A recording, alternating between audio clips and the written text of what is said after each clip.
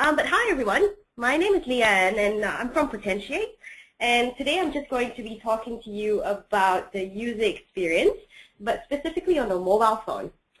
I'm sure a lot of the things that we go through today will be familiar to all of you, especially those of you who own smartphones. And that's because we actually, whether we realize it or not, are looking at data visualization every single day. Okay, let's start.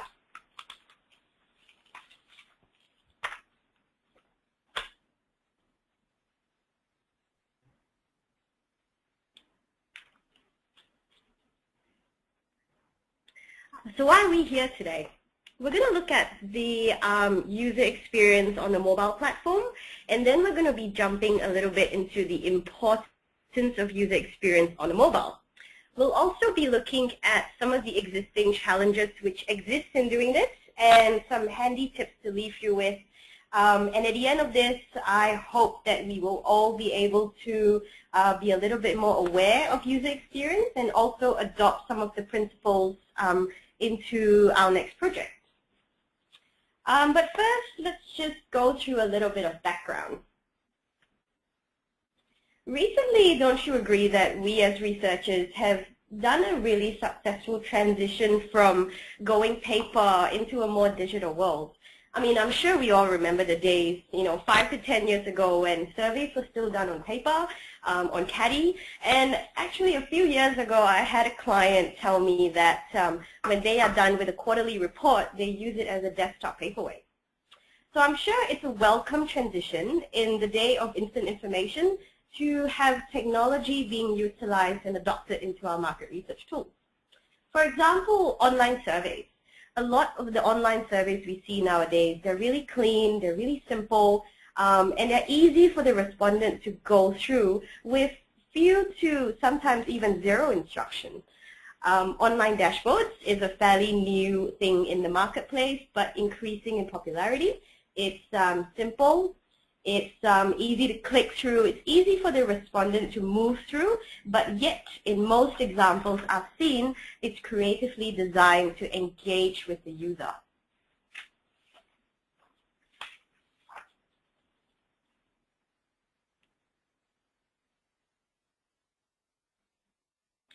So this all just shows that we as researchers have taken a giant leap forward in optimizing the user experience, but on our desktop tools.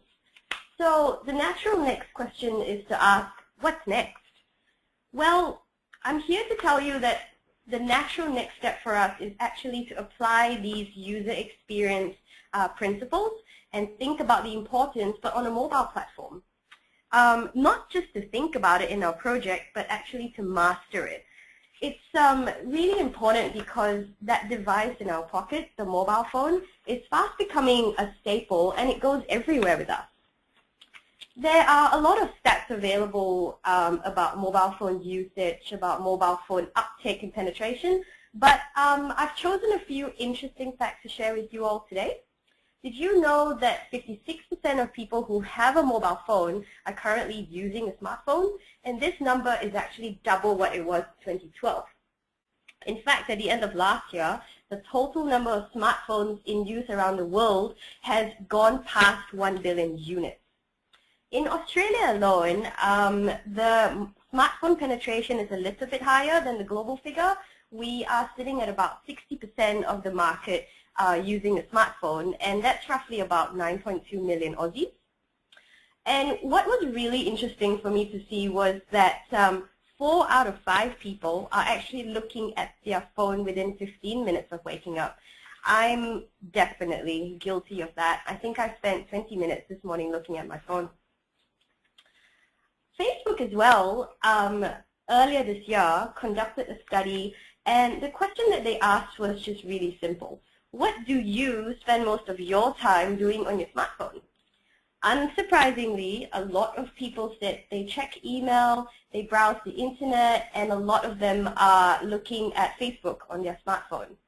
Others have said that they play games, they do general searches, they catch up on news and sports. So what does this all tell us? It's natural for us to continue using something and want to use something if we just make it easy enough. It's really no surprise that a phone has now become such an important part of our life. You're probably wondering by now, how is this all relevant to mobile visualization? Well, given what we know and what we see about the time that we spend on our phone, we all have a duty to ensure that we are delivering a great online mobile experience. You want to engage your audience. As researchers, we think that we design really clever questions. We ask creative questions to find out something from the respondent. You don't want to lose your respondent simply because it was too hard for them to click next or pick the right answer because the button was too small. You want to make it easy for someone to navigate through, and you definitely want to enhance the user experience. You don't want one user to label your tool as too hard to use. In fact, with 1 out of 4 surveys now completed on a smartphone or a mobile phone, if you make it hard for them to click to the next page, you may have just lost a quarter of your potential respondents. Should we then think about transferring our desktop surveys and our desktop reports across to a mobile platform then? Well, no, because the user experience is entirely different when you're on a desktop versus a mobile.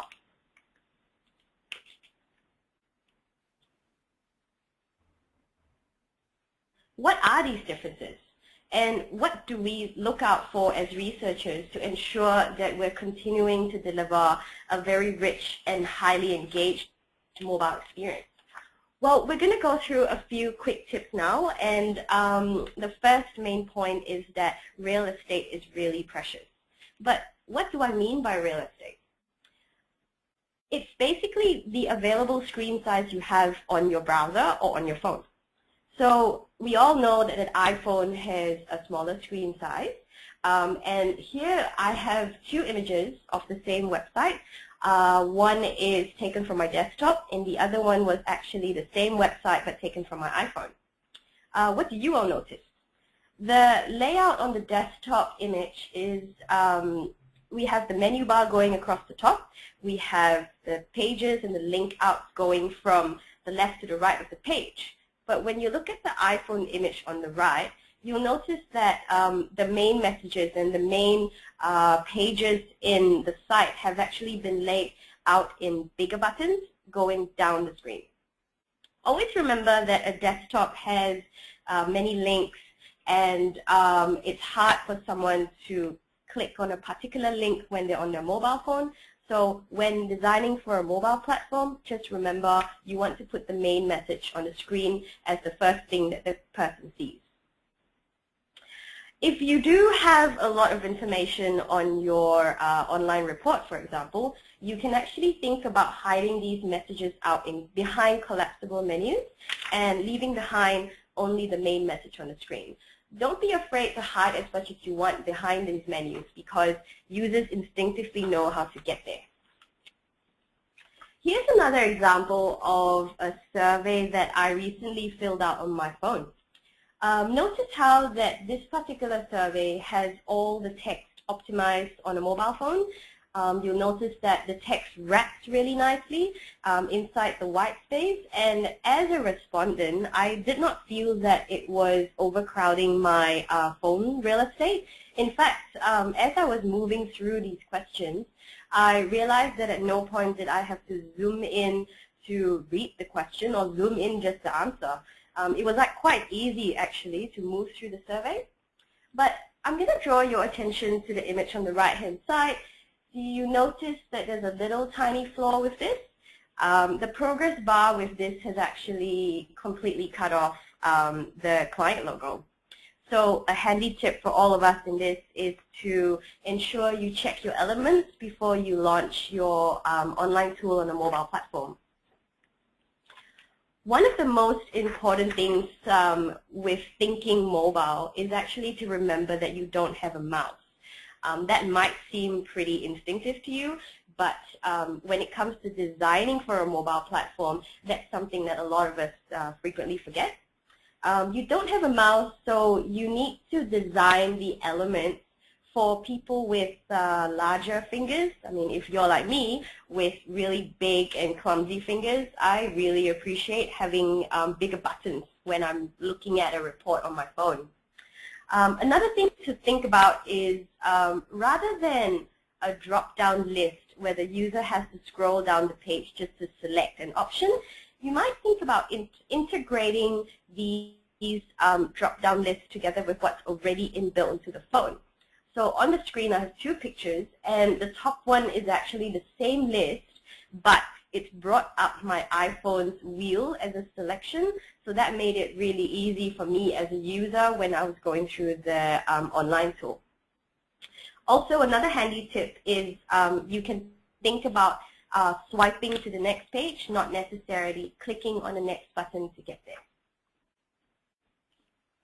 So now that we've gone through all these tips and all these handy tricks when you're designing for mobile, let's take a look at a company who has really been successful in incorporating all these principles. They've designed the same content across multiple platforms while still maintaining a rich user experience across all the platforms. I'm sure it's a company that you will all recognize and be really familiar with. It's Facebook. Notice how this is the same content, again on my desktop and again taken from my iPhone. The first thing I want to draw your attention to is over the left-hand side here on Facebook, you have a long menu going down the side. You can link out to different pages. You can link out to different sections of Facebook. But on an iPhone, that's not actually the main message. So what Facebook on the iPhone has done is design it with the main message showing on the screen, and they weren't afraid to hide everything else like the external link outs behind a collapsible menu. What was really good is not only did they incorporate a collapsible menu which can be brought up with a click, but for all of us on an iPhone using this app, you'll know that you can actually swipe from left to right to bring up the secondary menu as well. Another thing that Facebook has done really well is on the desktop, you can click to upload a status and click to type in what you're thinking or where you are. But when you're on an iPhone, they turned these three buttons into larger size buttons that used all the available real estate. So it's really easy for us as users on an iPhone to actually click and bring up that status bar for us to move through. So why do you think Facebook has done all this? Because they have kept to the main principle of mobile visualization, which is to understand that real estate is really precious. So use it carefully and use it wisely. So we at Potentiate have actually taken these principles and we've applied it to our own website. I'm sure others will do it differently, but here's how we've done it. We've designed our iPhone version of the website to be a really responsive design. We've taken only the main message, which is what's our company name, who are we, and what can we do for you, as well as an interactive video, and we've put that on our home screen as the only message available. And we've literally hidden behind a collapsible menu every other link out and function. We've also checked the elements to make sure that they are positioned correctly on an iPhone. And from this example, you can really see that the principles that we've gone through today don't only have to be applied to a website. It can be applied to anything where you show data on a mobile phone, whether that be a survey or an online report. We actually do a lot of work in the customer experience space at Potentiate, and we typically use PC-based online dashboards to deliver results for a client. But for one particular client, they came to us with a business issue. Most of their managers and their regional managers were constantly traveling, constantly away from the office, and hence away from their PC. The only way that they could access the customer experience results was actually to log on to our dashboard from their company-issued iPhone. So can you imagine, if something has been optimized for a desktop, trying to view that on your iPhone while traveling was definitely a nightmare for them. So as a result, for this particular client, we designed an iPhone app for them. We took only 2 or 3 key metrics out of a bundle of 20 or 20 plus metrics, and we had some filter groups at the side which could be brought up with a simple swipe. Something as simple as this, just putting 2 to 3 key metrics in the hands of someone on a device that they are entirely familiar with, the feedback was truly amazing. Some of the managers said that they could very easily get to their results no matter where they were. They could access actionable items that they needed to do no matter where they were. So it really goes to show that if you think of the user on a mobile, you can turn anything successfully into a mobile. To summarize the session today, I just want to leave you with a quick checklist of things to remember when you're thinking about your next mobile visualization project.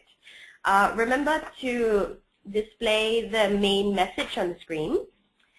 Think about using larger size buttons for people like me. Possibly think about hiding all the less frequently used sections of your tool behind collapsible menus. Test it across devices, and always remember the most important rule of visualization is to engage your user from the start. Ensure that they keep using your mobile tool simply by giving them a really rich user experience.